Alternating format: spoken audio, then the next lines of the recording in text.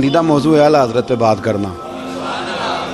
अब मैं मतलब कौन कौन सी बात छेड़ूं और कौन कौन सी छोड़ूं, आप ज़रा गौर करें। उनको ना बात मनमानी भी आती थी। आला हज़रत का फतवा है कि जुम्मे की दूसरी अजान जो है ना वो खतीब के सामने खड़े होकर नहीं देनी चाहिए, बाहर दरवाजे पे देनी चाहिए।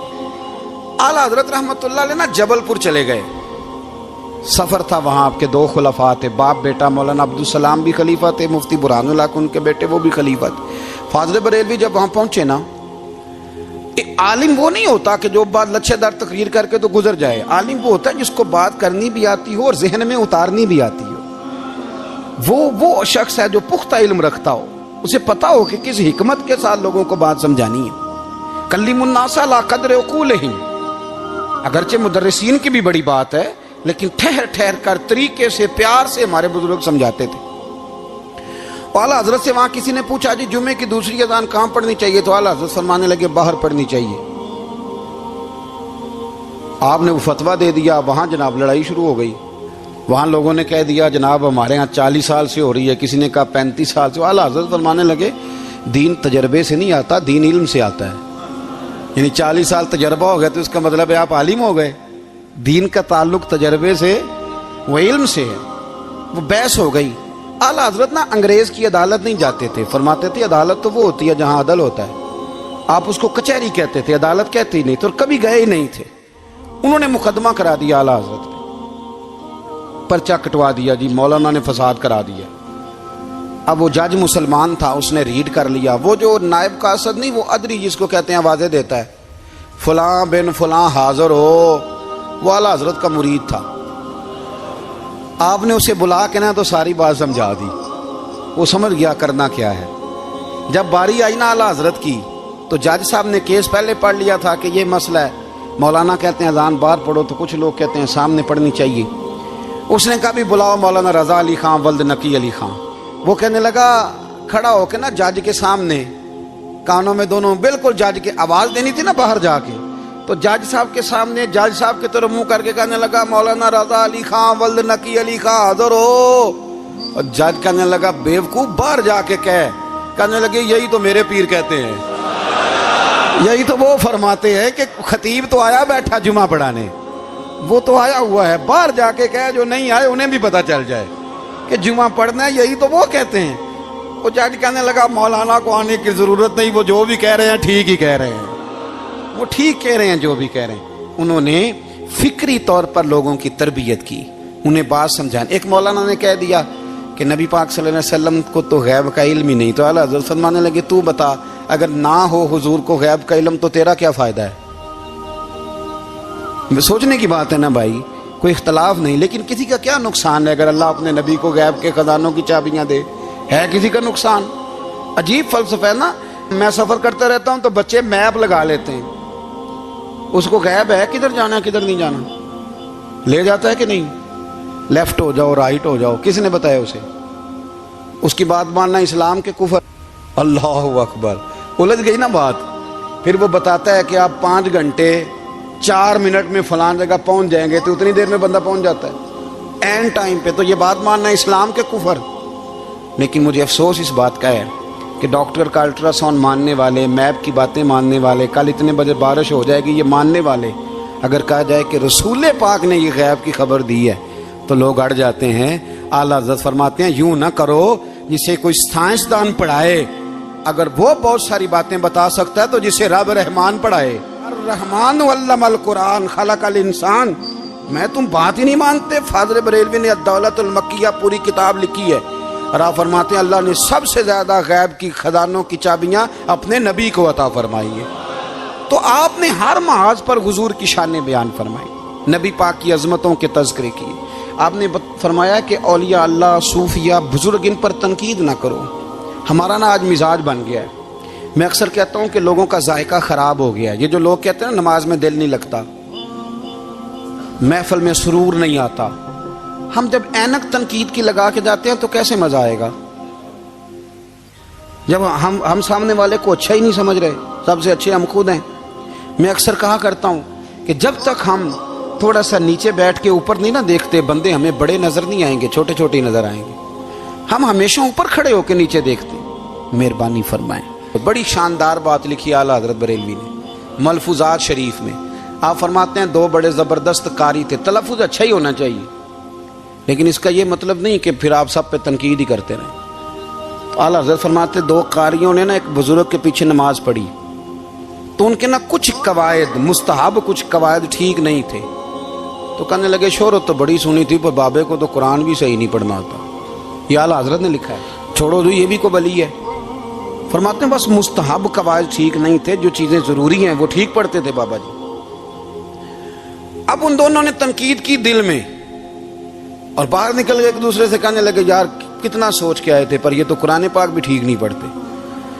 اب موسم تھا تھوڑا سا ایسے ہی معتدل موسم تھا، نہ زیادہ گرمی تھی نہ زیادہ سردی تھی. قریب ایک جھیل تھی، کپڑے اتارے، تہمتیں باندھی اور جھیل میں گھس گئے نہانے کے لیے. ایک شیر آیا تو کپڑے اٹھا کے لے گیا. اب بندہ پانی میں کتنی کو دیر رہ سکتا ہے؟ موسم بھی معتدل تھا، بڑی گرمی میں بھی بندہ زیادہ نہیں رہ سکتا. ٹھٹھرنے لگے، پریشان ہو گئے، کانپنے لگے، جائیں تو کدھر جائیں، بڑے پریشان. اب شیر بیٹھا ہے سامنے اور پہاڑی کے اوپر وہ بیٹھا کپڑے لے کے. اعلیٰ حضرت فاضل بریلوی رحمۃ اللہ تعالیٰ علیہ فرماتے ہیں کسی نے جا کے بزرگوں کو بتایا کہ وہ آپ کے مہمانوں کے کپڑے لے گیا شیر. تو ٹھٹھر رہے. وہ بزرگ آئے اور آ کے نا تو شیر کو آواز دی، اللہ ہر مشکل دی کنجی یارو ہاتھ مردان دے آئی. شیر کو آواز دی، کہنے لگے ادھر آئے نا. وہ آیا تو ایک تھپکی دی. فاضل بریلوی نے حقوق والدین پہ لکھا، حقوق اولاد پہ لکھا، استاد کے حقوق پہ لکھا، شاگرد کے حقوق پہ لکھا. اعلیٰ حضرت نے پڑوسیوں کے حقوق پہ لکھا. فاضل بریلوی رحمۃ اللہ نے پیر اور مرید کے حقوق پہ لکھا. اعلیٰ حضرت نے شرطیں بیان کی مرید کس کا ہونا ہے، شرائط. فرمایا سب سے پہلے 4 شرطیں دیکھو پھر بیعت کرنا. پہلی بات یہ کہ وہ بندہ اتنا عالم ہے کہ ضرورت کے مسئلے بتا سکے، جاہل کی بیعت جائز نہیں. اور دوسرے نمبر پہ فرمایا یہ بھی دیکھو کہ اعلانیہ گناہ تو نہیں کرتا، ظاہری طور پر شریعت کا پابند ہے. تیسرے نمبر پر یہ دیکھو اس کا سلسلہ متصل ہے، باقاعدہ کسی سے مرید ہوا ہے، سلسلہ اوپر تک صحیح چل رہا ہے. اور فرمایا چوتھا یہ ضرور یاد رکھنا کہ خلیفہ مجاز ہو، کسی شیخ کامل نے اسے اجازت بھی اپنی مرضی سے نہ بن کے بیٹھ گیا ہو کہ مجھے تویز مل گئے ہیں، یہ نہ ہو. فرمایا ان چیزوں کو دیکھو اور پھر پوری پابندیاں لگائیں. کسی نے پوچھا پیر اور مریدنی کا پردہ ہے؟ تو اعلیٰ حضرت فرمانے لگے نبی پاک کی جو بیویاں ہیں نا وہ مومنوں کی مائیں ہیں، ان کو قرآن نے مائیں کہا ہے. تو اگر اس ماں کا بیٹے سے پردہ ہے تو پھر مریدنی کا پیر سے پردہ کیوں نہیں؟ فرمایا واجب ہے مریدنی کے لیے پیر سے پردہ کرنا، واجب ہے. آپ کو ایک بزرگ تھے، انہوں نے اپنے ہاں جلسے پہ بلایا. جب آپ پہنچے تو وہ عورتوں کو ننگے منہ تعویذ دے رہے تھے. آپ نے دور سے دیکھا تو واپس آ گئے. وہ دوڑے پیچھے، کہنے لگے مولانا کچھ تو خیال کریں، لوگ کیا سوچیں گے، ایسے چلے گئے. تو آپ فرمانے لگے شاہ جی آپ نبی پاک کی شریعت کا خیال نہ کریں تو میں آپ کا خیال کروں؟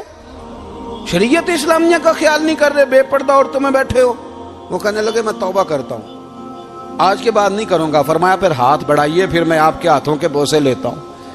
اس لیے کہ اگر آپ مان گئے ہیں تو پھر ہمارا اختلاف نہیں. ساری زندگی دین کی پہرے داری کی. اعلیٰ حضرت رحمۃ اللہ علیہ نے آج سے 150 سال پہلے کہا تھا مسلمان اپنے بینک قائم کریں، اپنا سرمایہ. ایک جو باتیں آج کر رہے ہیں نا آپ کے لوگ دانشور، وہ 125 سال پہلے کہا تھا کہ اپنے بینک بناؤ، آپس میں مسلمان تجارت کریں.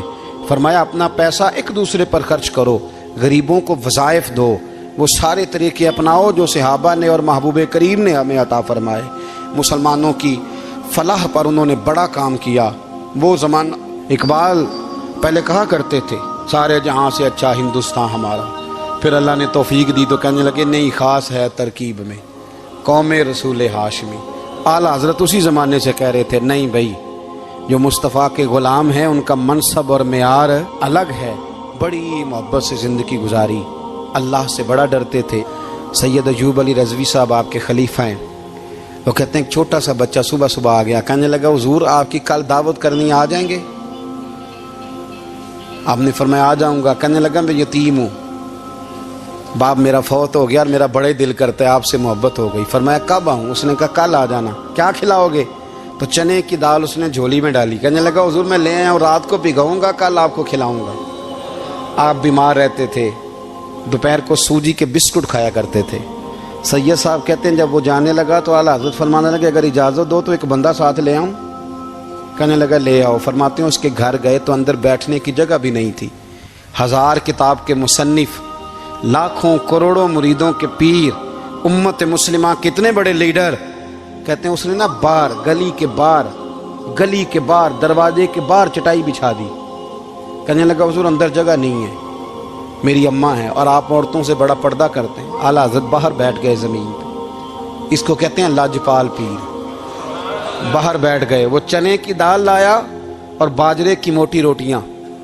آپ کو تکلیف رہتی تھی پیٹ میں، آپ وہ چیزیں استعمال نہیں کرتے تھے، پر 1.5 روٹی کھائی۔ کھانے کے بعد کا جائیں، کہنے لگا نہیں میری اماں آگ جلا رہی ہے، چائے پی کے جانا۔ وہ چائے آئی، جو بندہ سڑک سے گزرتا حضور جہاں بیٹھنے فرمایا جاؤ کام کرو، دعوت ہماری ہے تمہاری نہیں، جاؤ اپنا کام کرو۔ وہاں بیٹھ کے کھانا کھایا۔ جب واپس نکلے تو اس بچے نے اجازت دی جائیے۔